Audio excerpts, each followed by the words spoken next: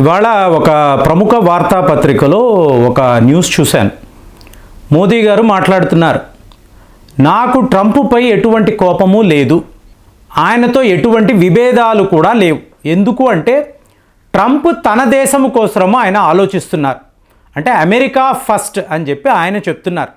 మరి నా నిర్ణయాలంతా కూడా నా దేశము కోసమే, నా ప్రజల బాగు కోసమే మేము చేస్తున్నాము అని చెప్పి ట్రంప్ తీసుకుంటున్న నిర్ణయాలు. ఇప్పుడు ఆయన ఏమంటున్నాడు, 43 దేశాలపై మా ట్రావెల్ బ్యాన్ అనేది ఉంటుంది. మోరోవర్ ఇండియా చుట్టూర్తా ఉండే దేశాలు అంటే ఇమీడియట్గా మనం పాకిస్తాన్, బంగ్లాదేశ్, అలాగే ఆఫ్ఘనిస్తాన్ అంటే ముస్లిం బ్యాన్. ఈ ముస్లిం దేశాల నుంచి మీరు ఎవరు మా దేశంలోకి రాకండి, ఎందుకంటే మీ దేశాల్లోనే తీవ్రవాదము అనేది ఎక్కువ ఉంటుంది. సో నేను మా అమెరికాను కాపాడుకోవాలి కాబట్టి ముస్లిం బ్యాన్ అని చెప్పి ఈయన చెప్పాడు.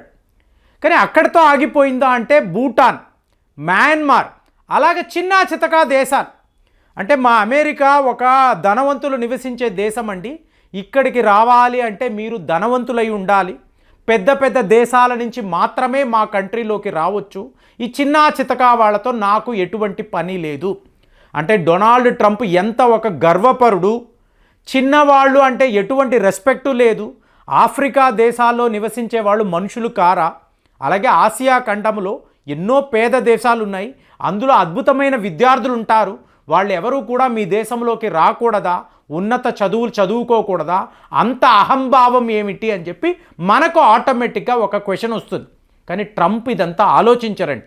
మొన్న మాట్లాడారు, వాళ్ళ రాజధాని వాషింగ్టన్లోనే ఇంతంతమంది పేదవాళ్ళు ఎందుకు ఇక్కడ ఉన్నారు, వీళ్ళందరినీ తరిమేయండి. అయ్యో వీళ్ళు ఎక్కడికి వెళతారు మహాప్రభు అంటే వాళ్ళు ఎక్కడికైనా వెళ్ళని, నాకు అనవసరం, నా క్యాపిటల్లో వీళ్ళు ఉండడానికి లేదు, క్లియర్గా చెప్తున్నాడు వాళ్ళ మేయర్కి. అలాంటి వ్యక్తి మీరు చూసారనుకోండి, ఎవరి విషయంలో కాంప్రమైజ్ అవ్వడు.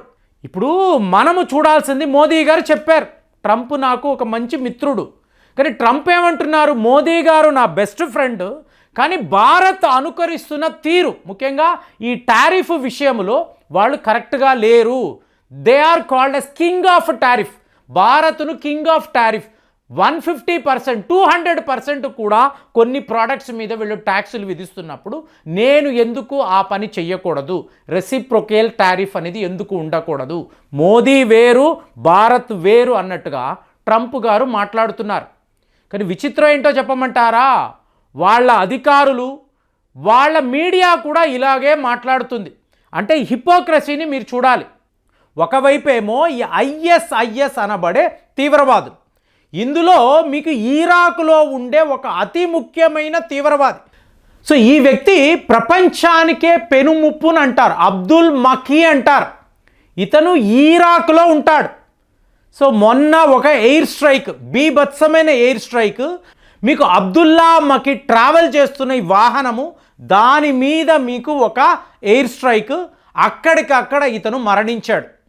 సో ఇమీడియట్గా మీరు ఎక్స్ ప్లాట్ఫామ్ చూసారో అనుకోండి, అంటే యూట్యూబ్లో ఈ వీడియో చూపించలేమండి, అమెరికా వాళ్ళు పని కట్టుకొని కెమెరా పెట్టి డొనాల్డ్ ట్రంప్ గారు గమనిస్తున్నప్పుడు, అంటే ఒసామా బిన్ లాడెన్ మీద వీళ్ళు చేసిన ఈ ఆపరేషన్ చూసారా, అమెరికా అధ్యక్షుడు వైట్ హౌస్లో కూర్చొని సినిమా చూస్తున్నాడండి. ఇలా వెళ్ళండి, అలా వెళ్ళండి, ఇక్కడికి వెళ్ళండి, ఇలాగా. సో సరిగ్గా ఇప్పుడు కూడా, అంటే ఇది ఒక వాళ్ళకి ఆనవాయితీ, వాళ్ళు ప్లాన్ చేస్తారు, పలానా వ్యక్తి ఇలా వెళ్తున్నాడు, ఒక ఎయిర్ స్ట్రైక్ చేయబోతున్నాము, దీనిని అమెరికా అధ్యక్షుడు అమెరికాలో కూర్చొని చూస్తాడు. సో అలాగ డొనాల్డ్ ట్రంప్ గారు చూస్తుండగా ఈ ఐఎస్ఐఎస్ సెకండ్ చీఫ్ అతన్ని వీళ్ళు లేపేశారు. లేపేసి ఎక్స్ ప్లాట్ఫామ్లో, మరి ఈలాన్ మస్క్ గారిది కదా, పెట్టి చూడండి ట్రంప్ గారు ఎంత గొప్ప పని చేశాడో, లిటరల్గా ఒక తీవ్రవాదిని ఇలా లేపేశామంటే, మీకు అమెరికా వాళ్ళు అనౌన్స్ చేయడానికి ముందే ఇరాక్ వాళ్ళు చెప్పారు, మేము అతి ప్రమాదకరమైన ఒక తీవ్రవాదిని ఇవాళ లేపేసాము అంటే, కాదు ఇది ఇరాక్ వాళ్ళు చేయలేదు, మేము అమెరికా మా ఫైటర్స్ ఈ పని చేశారు అని డొనాల్డ్ ట్రంప్ గారు స్వయంగా చెప్తున్నారు. సో జరిగిపోయింది కదా, మంచిదే కదా, ఒక తీవ్రవాది పోయాడు. మరి ఇదే కాంటెక్స్ట్ మీరు భారత్లో చూడండి. ఇప్పుడు మీకు ఉత్తరప్రదేశ్ యొక్క ముఖ్యమంత్రి యోగి ఆదిత్యనాథ్ ఏమంటారు, గుస్గుస్కే మారేంగే, అంటే ఈ తీవ్రవాదులు కనిపిస్తే వాళ్ళ ఇంటిలోకి వెళ్ళి వాళ్ళని లేపేస్తాము. ఇదే మాటే మీ దేశ ప్రధానమంత్రి కూడా. చూడండి, మీకు ముఖ్యమంత్రి ఏకంగా ప్రధానమంత్రి కూడా ఇదే చెప్తున్నారు, గుస్గుస్కే మారేంగే. ఇంకా వీళ్ళ డిఫెన్స్ మంత్రి రాజ్నాథ్ సింగ్ గారు ఆయన ఏమంటున్నారండి, ఒకవేళ పాకిస్తాన్ నుంచి తీవ్రవాదులు మన భారత్లోకి వచ్చి ఇలాంటి దాడులు చేసేసి వాళ్ళు పారిపోతే, అంటే ఎస్కేప్ అయిపోతే, మేము వాళ్ళ దేశంలోకి వెళతాం, వెళ్ళి వాళ్ళు ఎక్కడ ఉన్నారో వెతుకుతాం, వెతికి వాళ్ళని హతం చేస్తాము. ఇది సిమిలర్ టు మోజాద్ యొక్క డైలాగ్.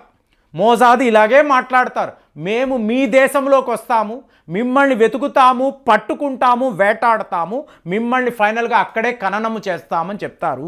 సేమ్ థింగ్ ఇక్కడ మన డిఫెన్స్ మంత్రి కూడా మాట్లాడారు. మరి బ్లూంబర్గ్లో ఆర్టికల్ చదివేరు అనుకోండి, ఏముంటుందండి చూసారా, వాళ్ళ ముఖ్యమంత్రి, వాళ్ళ ప్రధానమంత్రి, డిఫెన్స్ మంత్రి కూడా ఇంత దారుణంగా, అంటే మీకు వయలేషన్ ఆఫ్ హ్యూమన్ రైట్స్, ఒక వ్యక్తిని ఎంచుకొని అతన్ని టార్గెట్ చేసి హతము చెయ్యబోతున్నామని ఓపెన్గా చెప్తున్నారు. ఇదేమి దేశము, ఇదేమి ప్రధానమంత్రి? ఇలాగ అమెరికా మీడియా అంతా కూడా ఇలాంటి కథనాలు రాస్తారు. ఇది ఎందుకు చెప్తున్నాను అంటే, ఈ వార్త మీరు వినే ఉంటారు. మీకు యునైటెడ్ నేషన్స్ డెసిగ్నేటెడ్ తీవ్రవాది సయ్యద్ హఫీజ్, అతని యొక్క అతి ముఖ్యమైన అనుచరుడు అబూ ఖతల్ అంటారు. సో అతను జీలం అనబడే ప్రాంతం వద్ద తిరుగుతున్నప్పుడు మీకు ఎవరో ఈ ఫేమస్ అన్నౌన్ గన్మ్యాన్, వీళ్ళు సడన్గా ఎక్కడి నుంచి ప్రత్యక్షమవుతున్నారు, వీళ్ళు ఏం చేస్తారు, సడన్గా ఎలా మాయమైపోతారు అంటే, పాకిస్తాన్ వాళ్ళ అలావుద్దీన్ అద్భుత దీపం అన్నాను చూసారా, అదే ఇక్కడ కేసు. సడన్గా ఈ అద్భుత దీపం వస్తుంది, అక్కడ ఒక తీవ్రవాది ఉంటాడు, వాడిని లేపేస్తారు, ఈ అద్భుత దీపము అక్కడి నుంచి మాయమైపోతుంది. ఎవరు వీళ్ళు అంటే, ప్రతి ఒక్క వార్తాపత్రిక చూడండి ఇలాంటి కథనాలు రాస్తారు, పక్కనే అజిత్ దోవెల్ గారి ఫోటోను పెడతారు. అంటే వీళ్ళ ఉద్దేశం ఏంటంటే, ఇదంతా కూడా అజిత్ దోవెల్ యొక్క డాక్ట్రైన్, ఆయన స్ట్రాటజీలో భాగమే. ఇది మీకు తాలిబాన్ యుద్ధ వీరులు అవ్వచ్చు, లేదా బలూచ్ లిబరేషన్ ఆర్మీ వాళ్ళు అవ్వచ్చు. సో వీళ్ళకి భారత్ డబ్బు ఇచ్చి, ఆయుధాలు ఇచ్చి, వార్ ఫండింగ్ ఇచ్చి, వెళ్ళండి, వీళ్ళందరూ తీవ్రవాదులే, వీళ్ళు చనిపోవడం వలన ఈ ప్రపంచానికి ఎటువంటి నష్టము లేదు, వీళ్ళు బతికి ఉంటేనే మీకు అమాయకుల ప్రాణాలు తీస్తున్నారు. So let's fight this war అన్నట్టు అజిత్ దోవెల్ గారు చెప్పడంతో వీళ్ళు ఈ పనుల్లో ఉన్నారు. ఇవాళ వరకు కూడా ఫ్రెండ్స్ ఒక్కరు కూడా దొరకలేదండి. బైకుల మీదే వస్తారు, ఆయుధాలు, ఏకంగా 20 బుల్లెట్లు ఈ అబూ ఖతల్ అనబడే తీవ్రవాదిపై వీళ్ళు ప్రయోగించారు.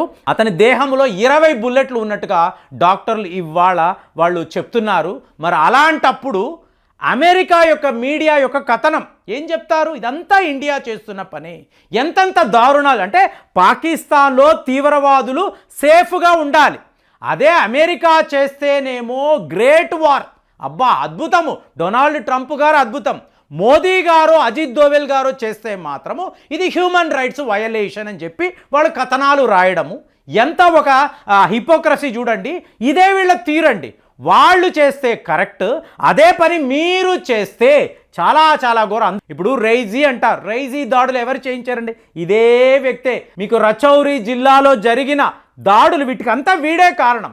వాడు పోతే మాత్రము అయ్యో ఇలా చేసేసారా అని చెప్పి వీళ్ళు మాట్లాడతారు. మరి దీన్ని మీరు ఎలా చూస్తున్నారు? అమెరికా వాళ్ళ హిపోక్రసీ, వాళ్ళ నాయకులే కాదు, మీడియా అధికారులు అందరూ ఇలాగే ఆలోచిస్తారు. వీళ్ళ తీరుని అసలు మీరు ఎలా అబ్జర్వ్ చేస్తున్నారు? అసలు మీ ఒపీనియన్లో ఈ అమెరికా వాళ్ళను ఎలా చూడాలి? కామెంట్స్లో రాయండి. మళ్ళీ వచ్చే వీడియోలో కలుద్దాం. జై హింద్.